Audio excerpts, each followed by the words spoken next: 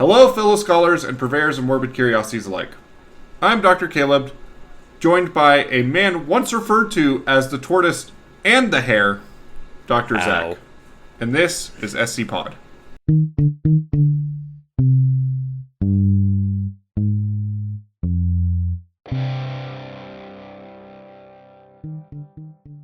Zach, how are you today? Dreadfully sober. How are you? Dreadfully not sober. After this last week, I may have developed a crippling addiction to amnestics. How would you know?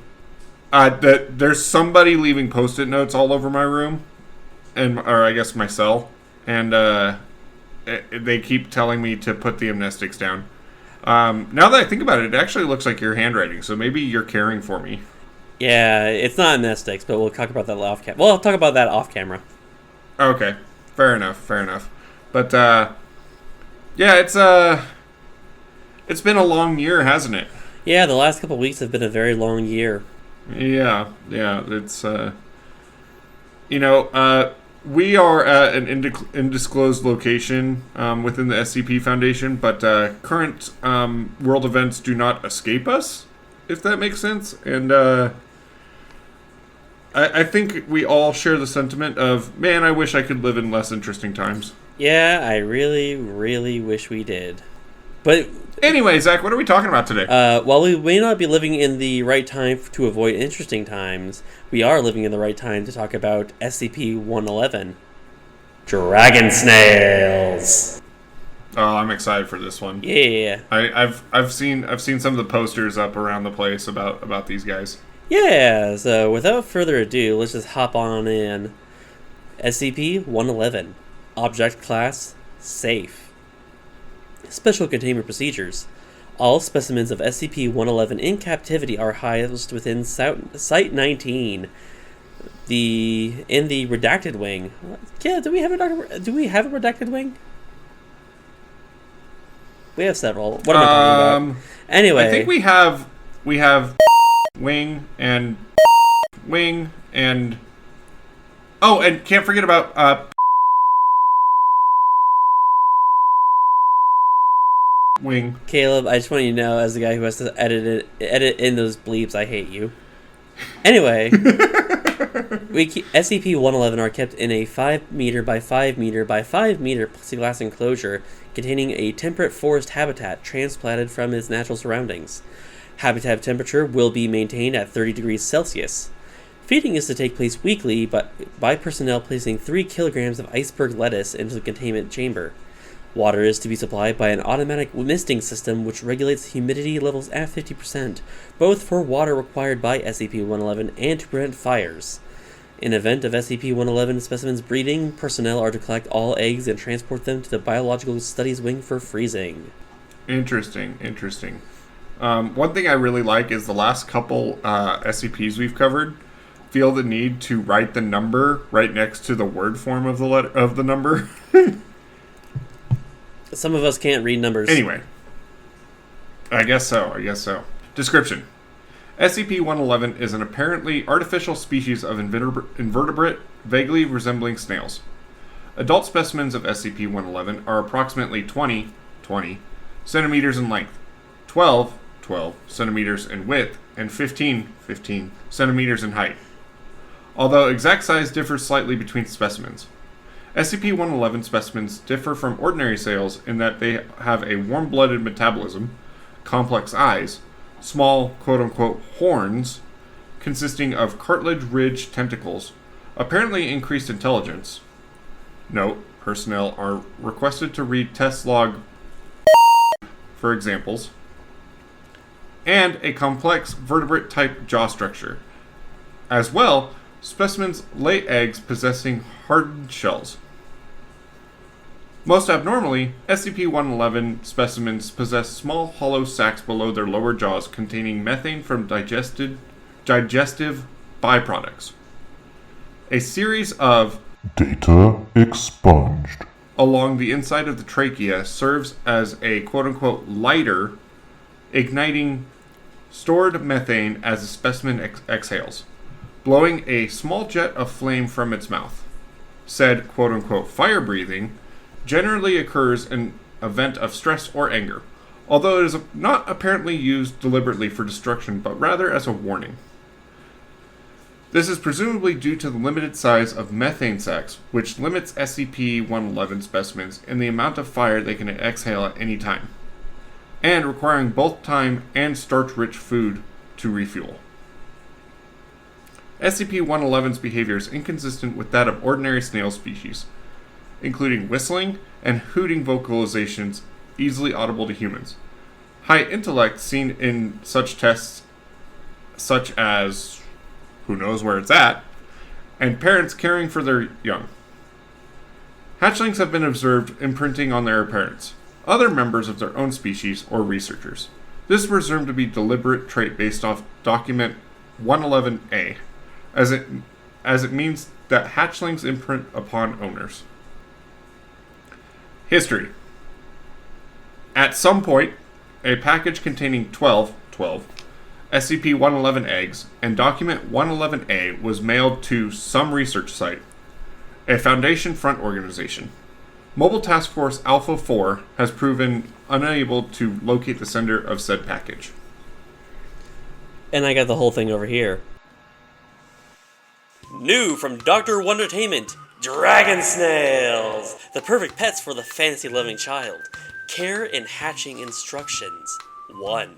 Having read this document, take the eggs out of the box. Be careful, dragon snail eggs are fragile. 2. Put the eggs in a warm, safe place and wait 7 to 10 days. 3. Hold your newly hatched dragon snails so they get a good look at you and think that you're their mommy. 4. Enjoy your new pet dragon snails!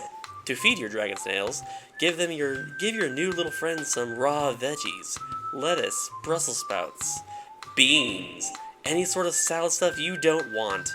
Remember to give them water, a small glass each day, once a day. For your enjoyment, dragon snails come in 6 types. Breed them for unique pets. Types.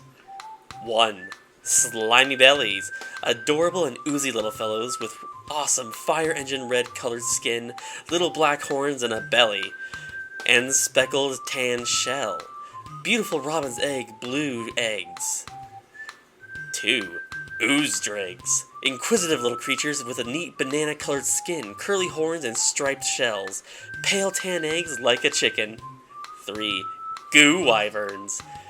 Dark blue-gray skin, flattened shells, and a bumpy horned head make goo wyverns look like tiny sea monsters. Eggs are a fantastic glossy green color. 4. Blob worms. Green and gold stripes, pointy shells, and a single horn. Not to mention fuzzy tails make blob worms wonderful pets. Eggs are tan with a silver hint. 5. Glow drakes. New from Dr. Wondertainment, these little fellows may look like blue-black slimy bellies until they light up. That's right, glow drakes glow in the dark. Eggs are a golden color with little red dots. 6. Gunk wyverns. Chubby and green-skinned and dome-shelled gunk wyverns make great pets. Eggs are transparent so you can see the little baby dragon snail inside. Parental notice. As Dr. Wondertainment dragon snails breathe fire, they have been known to cause house fires. For maximum playtime and safety, it is recommended that fire extinguishers are be kept handy. Despite this, Dr. Wondertainment is not legally, morally, or financially responsible for any injuries, death, or property damage resulting from the unsafe use of dragon snails or any other Dr. Wondertainment product. By reading this document and committing dragon snail eggs, you agree to all said terms and forfeit your rights to lawsuits, organized boycotts, protests, honor duels, and more. Enjoy your purchase. What the fuck was all that? How did you do that? So which one would you want? No. That is the most expressive I've ever heard you. And then you just opened your mouth and started spitting a parental notice out of it. I don't even think your lips moved. Personally, I think I'd go with Gunk Wyvern. I think I'd have to go with Glow Drakes, honestly. Yeah, it's a good choice. I mean, they glow in the dark. Yeah. I mean, I feel like you could go, like, there's no wrong choice, I don't think. This is one of those, like, all choices are good choices here. I don't know how you could feel about giving children tiny biological flamethrowers. Are you kidding me? I would have killed to have a biological flamethrower as a kid. For reasons I can't quite get into, for legal reasons, it doesn't go well. Oh, I'm sure it doesn't, but like, I mean, I was already like playing with sticks and like poking my brothers and sisters. Like, I definitely could have just been playing with a actual flamethrower. Yeah. Plus, they're cute. I had a hermit crab growing up. They're just as dangerous. I don't think so, but I mean, I'll take your word for it. Yeah. I think yeah. Dr. Caleb, is this the first Doctor Wondertainment thing we've covered? I think it is. Do you want to go over a brief, like, we're not going to go into a whole Sarkic season, but you want to give a little brief rundown of Dr. Wondertainment? Yeah, we're not going to do a whole Sarkic season on it because none of you watched it. But Dr. Wondertainment is another one of those groups of interest that have a whole catalog of SCP anomalies and entities and objects and other things associated with it. This might be one of the earlier examples because it's pretty low on the list in terms of actual numbered and sequence. But this kind of shows off the level of whimsy you can kind of expect. Another good example that's somewhat popular is Robo-Dude, which is famous because it has an atomic grenade. Yeah, and do we know anything about Dr. Wondertainment themselves? Are we just receiving all these random products from them and told to have fun?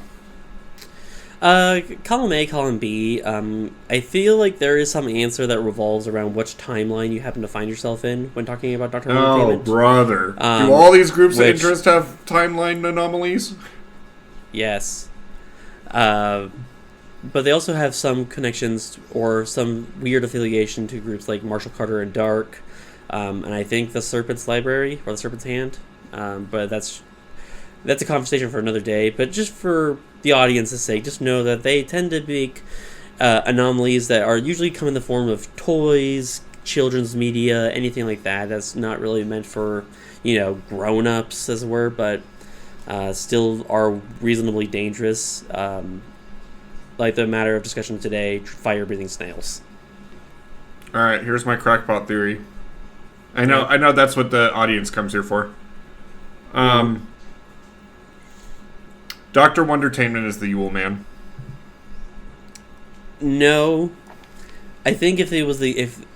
Tainment was the Yule Man would have been more interesting to talk about. What are you talking about? You don't want a ball made out of human skin and head? No, as I said when we recorded that episode, honestly, I was a little disappointed. I think the Yule Man needs to step his game up. So you're saying that he needs to become an apprentice of Dr. Wondertainment? Yeah, but for everybody's salvation, no. But what I will say here live on the record is the Yule Man's a little punk, and I'm calling him out. Tune in this Saturday. Yes, Saturday for pay-per-view. Dr. Zack versus the Yule Man. Right, just saying Yule Man, you, me, in a parking lot of a Playa Pantry. Be there.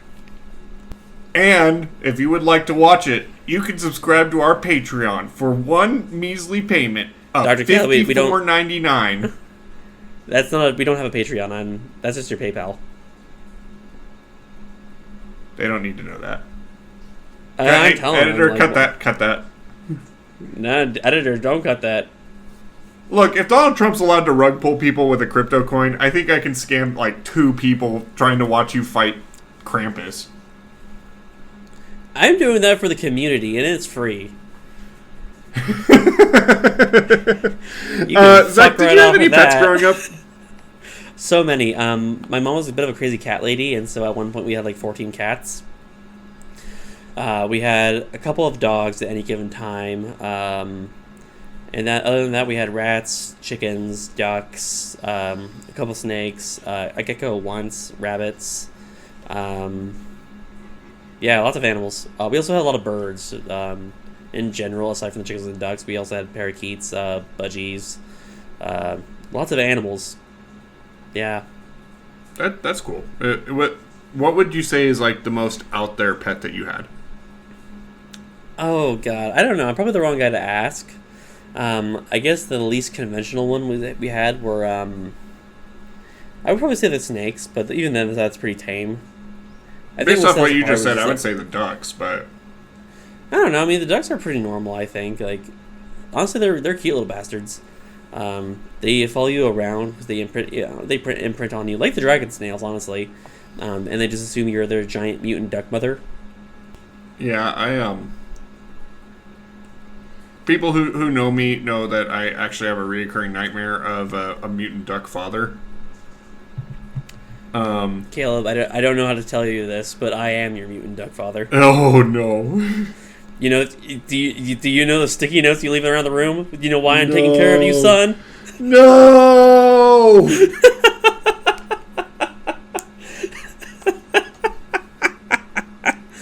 Search your feelings, Dr. Caleb. You know it to be true. I had a Eat this tarantula pizza. at one point. I think that's pretty exotic.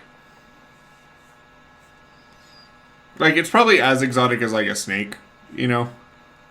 Mm-hmm. I'm trying to think of... So here's an honest question, though. It's like, is anything you can buy from a PetSmart exotic? Yeah, I guess. I think that there's definitely, like... Because, like, my tarantula that I had was... oh, no, you know what? He was a Mexican red knee. You can get those at Petco. So, I guess, yeah, I'm not very special. I'm not weird and quirky. I'm not very raw XD.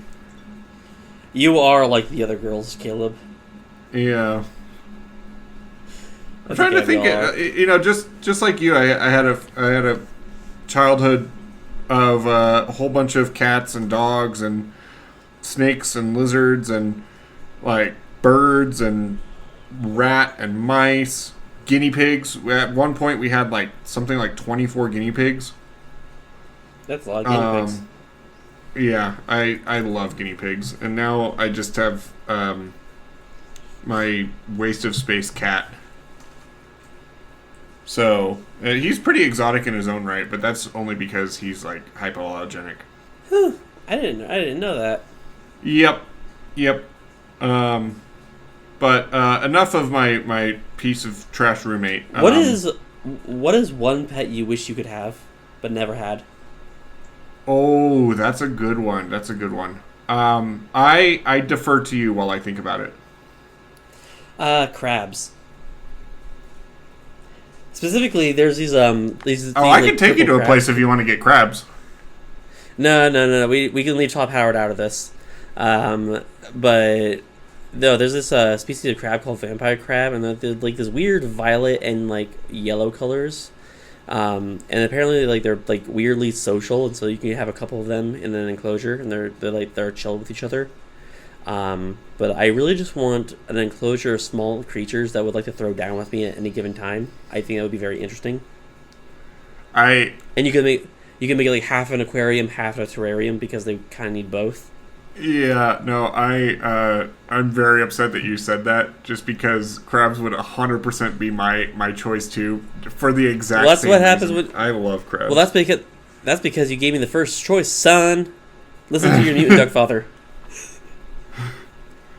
You know, when I did get my my tarantula, it was because I wanted to work up to owning more exotic tarantula species. I can't remember the species right off the top of my head, but I had a running list of like really cool looking tarantulas that just had like really hard living conditions. And then I had a hard time even like caring for the Mexican red knee I have, so I decided I'm not going to bring another pet, at least one that requires that much care, into my life. But I definitely, not that it's the most exotic pet I'd ever want, but it's been a life goal of mine to have like a guinea pig room, because I love guinea pigs so much. Yes. And, have you seen like the videos of people walking in their barn that's just full of guinea pigs, and they like feed them with like shovels of lettuce? I don't know what heaven looks like, but that would be close enough for me. Yeah, exactly. So that's something I want. I told myself I would never get another guinea pig until I can give it like its own room, because they're also social creatures and like all that other stuff. Like really, Petco should really enforce like some sort of mandate that requires you to buy 2 guinea pigs at once. Yeah, like what is it, Switzerland? Exactly. And then my third choice would be a dragon snail. You know, I get it. You know what's really interesting is I went into this article just a little blind. You know, I'd seen some of the posters up about them, and I knew of dragon snails, but for some reason I didn't quite comprehend that they breathed fire. Like, to me, the anomalous thing was that they were cute little guys with like little horns and like mouths. Right. And you think that would be good enough for us to get involved? No, but like it's not something I thought about. Like, One I thing was I like, think- oh yeah, one thing- they're just shaped like dragons. That's cool. You know, we have SCPs that are just like dragon shaped things. Right. I guess one question I have regarding about dragon snails is that there should be more tests done on exactly what their level of intelligence is. Yeah, it is kind of interesting how vague they are, just based on how long we've had them and how they're decently docile. Like, they're a safe class. Like, this isn't something that is very difficult to test on. Right, but I mean, like, just because something's safe doesn't mean it can't, like, mutilate or maim you, like, vis-a-vis foot of the bed. Like, that's safe. I get that, but but if we're running intelligence tests on the frogs, which we knew at the time to be more dangerous than these dragon snails are, even if, like, we weren't aware of their capability of spreading, we knew that the frogs were dangerous. And we did intelligence tests on them. We read them bedtime stories, for God's sakes. Right, maybe we need to read bedtime stories for the snails. What do you think would be, like, the perfect bedtime story for the snail? I alluded to it earlier with, like, Tortoise and the Hare. I think that's kind of fun. Yeah, that's the second time you brought up that story, and I'm very curious. But I don't know if I would like read them a story necessarily. But someone made a parody of Hosier's "Take Me to Church," called "Take Me to Snurch," and it's all filled with snail puns. And so I would just like play that gently in the background.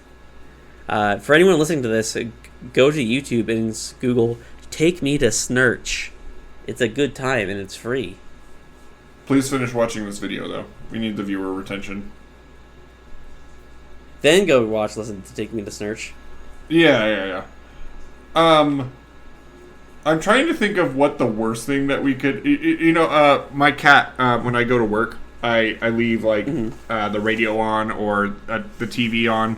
And I used to turn on, like, the Discovery Channel for him. And I stopped turning on the Discovery Channel because it would always be a How It's Made marathon, which I had no problem with. But then he learned how to make blood packs. And I was like, I don't need my cat to know how to make blood packs. I don't need him to be surrounded by this. Because we all remember the occult special of How It's Made. Yes. Do you not know what How It's Made is? It's like they go No, I know. I've watched a lot of How It's Made and Martyr Marvels. Okay. But I was just commenting on the idea of How It's Made doing a blood pack special, and just like, what else would you cram in that? Because a How It's Made episode is never about one thing. They always like have 2 or 3 things that are kind of also related. Yeah, this isn't. It wasn't like a special. It was just like, it was just one of them, and I stumbled in on it, and I was like, how many other like medical equipment or like knives or something has he learned how to make?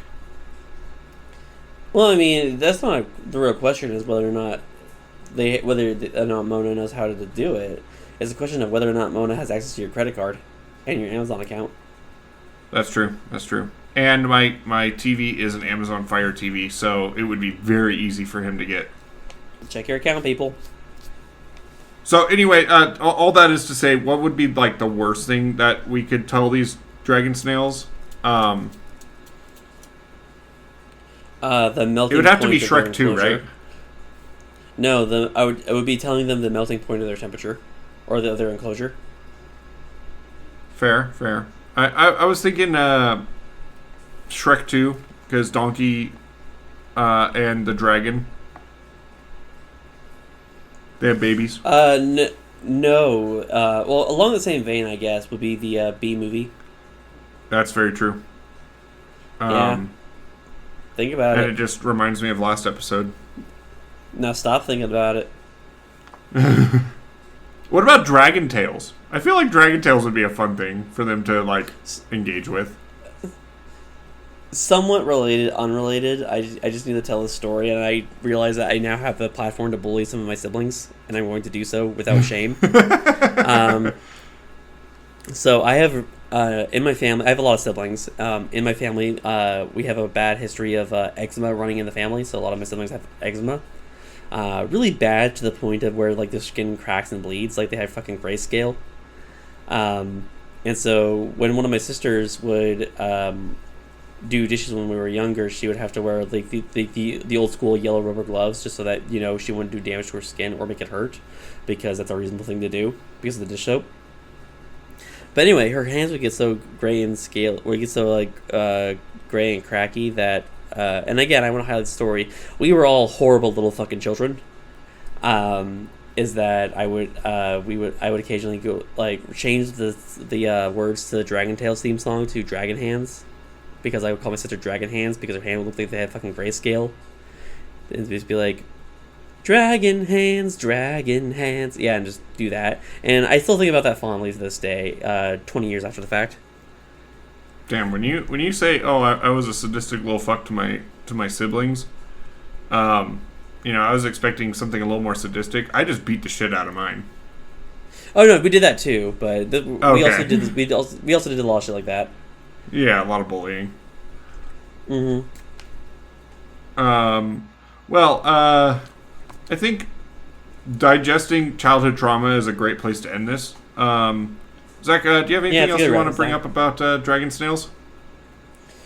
No, just I want to remind everyone to pay attention to the legal notice. Yeah. You know what? We should probably put a legal notice in here, too. Don't listen when you're not on SCP property. Yeah, or we're not responsible for shit. In general, we didn't do it. I'm barely responsible for wiping my own ass. I can't be responsible for you guys.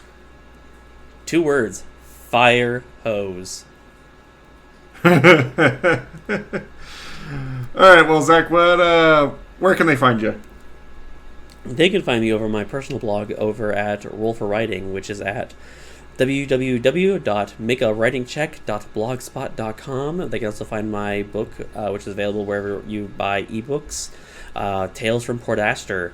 Other than that, you can find me here along with Caleb. And, where do they find you, boss? You can find me on Twitter and Instagram at Kalicka, Kalicka 1738 on Twitter and Instagram. I'm not sure if I already said that. And then occasionally I make content on my own on my YouTube channel at Kalicka or on my Twitch at Kalicka Plays. But those have been pretty cobwebby as of late. So, if you like what I do here, keep listening and keep tuning in here. You can also find the podcast at Scroll Up Caleb. On Twitter at SCPod_cast. You can find us on Instagram at SCPod.cast. We're available on Spotify and YouTube. I'm working on getting some more short form content up. But that's a lot of work, and I don't have a lot of time to do that. Turns out that caring for your 4 brand new Dragon-Snails takes up a lot of time. Please remember, I say this at the end of every episode. It's not pre-recorded. I actually have to say all these things because it does help a little bit. Please remember to subscribe or follow the podcast on whatever platform you're listening or watching on. Please remember to rate or like the video or dislike it if you don't like it. Those go a long way of pushing us into the algorithm for other people to see us. And share it with some people that you think might like it. Any kind of engagement is good engagement. Tell us how much we suck in the comments. Tell much that we rule in the comments. Tell us your favorite brand of fried chicken in the comments. And yeah, that's all I got. Zach, Yes. I can smell your snail trail from here. Hurry up and say your last phrase so I can leave your vicinity. Darkness is only skin deep. Thanks, guys. We'll see you next time. Bye.